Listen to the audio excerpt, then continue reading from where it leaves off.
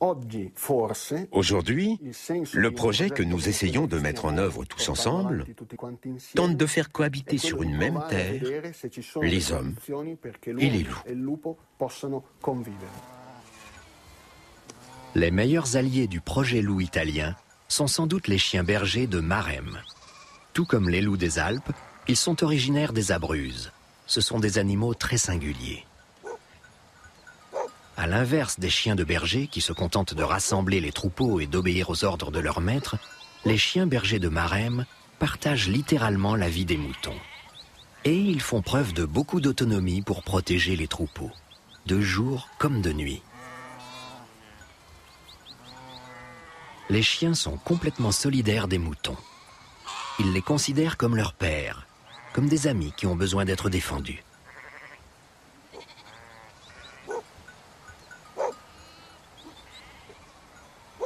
Ce haut degré de sociabilité, très rare chez les animaux, les chiens bergers de Maremma le doivent à un ancêtre qui n'est autre que le loup. Ils ont si bien profité de cet héritage que le loup lui-même les redoute. Et si toutes les qualités des chiens bergers de Maremma trouvent leur origine chez le loup, ce dernier manifeste le plus grand respect pour leur force et leur sens de la solidarité.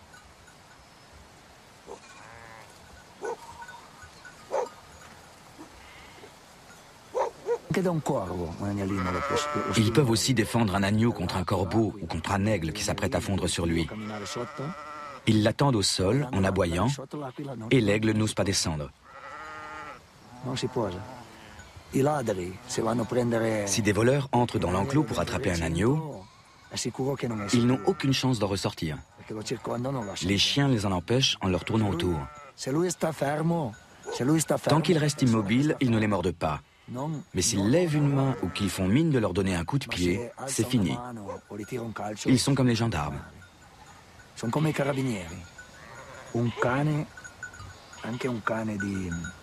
Et s'ils voient un chien étranger s'approcher du troupeau, parce qu'il arrive aussi que des chiens attaquent les moutons, ils l'attrapent par derrière et le jettent par terre, mais sans lui faire de mal. Ils le font déguerpir. Je les ai vus faire. Et puis, il s'assoit et le regarde partir, l'air de dire « Si je te prends encore une fois à rôder autour du troupeau, je te réduis en bouillie. » C'est comme ça que ça se passe.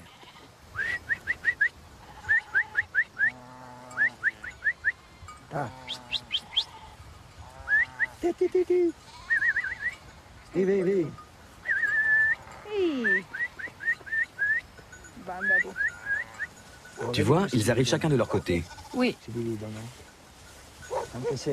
Quand ils attaquent un loup, ils font pareil.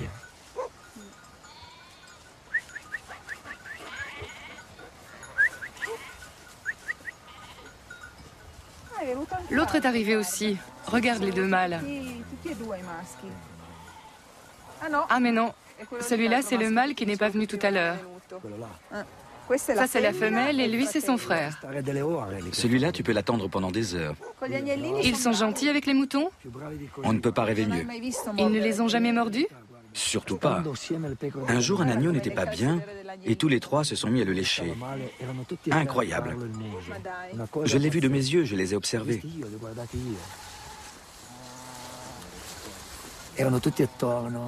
Ils étaient tous les trois autour de l'agneau et ils le léchaient. Je surveillais ce qu'ils allaient faire pour qu'ils ne lui fassent pas de mal. On aurait vraiment dit que ça leur faisait de la peine. Exactement comme quelqu'un peut dire « Il ne va pas bien, ça me fait de la peine ». Ça leur faisait vraiment mal au cœur.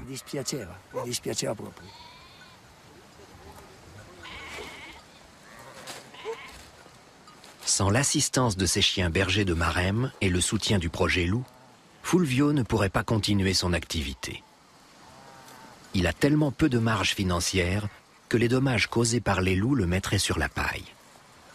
Plus haut dans la montagne, il garde un autre troupeau de quelques 1000 têtes. Mais là-haut, Fulvio ne peut pas mettre d'enclos. Alors il passe ses nuits près du troupeau, en compagnie de ses meilleurs chiens. Le berger vit en bonne intelligence avec les loups. C'est ce que devront apprendre à faire d'autres régions, d'autres pays où le loup est revenu se fixer. C'est clair que si on examine ce qui s'est passé avec plusieurs individus, plusieurs loups qui sont venus chez nous, ils ont été abattus pour dégâts répétés au troupeau de moutons.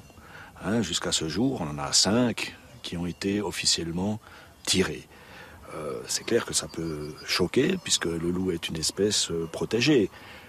Les Italiens nous reprochent au gouvernement suisse de permettre de telles actions.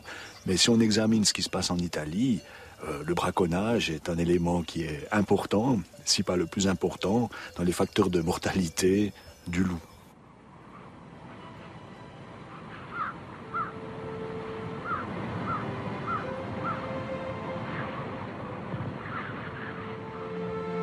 Dans les Alpes, la plupart des loups meurent encore du fait des hommes.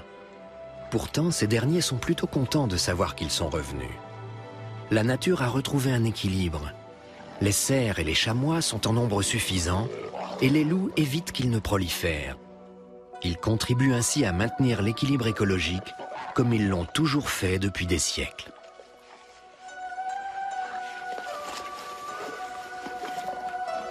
Mais le plus important, c'est que désormais la majorité des habitants du Piémont ne se dit plus hostile au loup. Stefano Poliotto a fait œuvre de pionnier, mais ils sont désormais nombreux à apprécier des images comme celle-ci. Stefano a même réussi à passer 2 jours et 2 nuits à proximité d'une meute.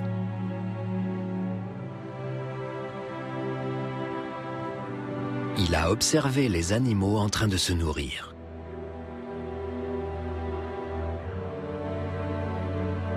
Il a vu le calme et la paix qui règnent dans une meute de loups.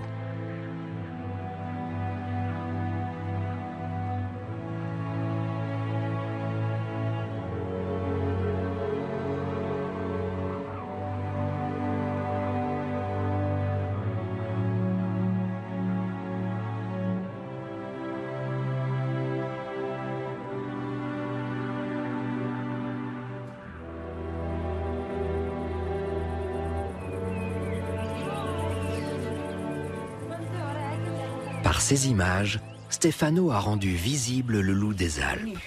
Il a même acquis en Italie une certaine notoriété grâce à ses films. Et c'est aussi grâce à eux qu'il a rencontré sa femme, Ethel.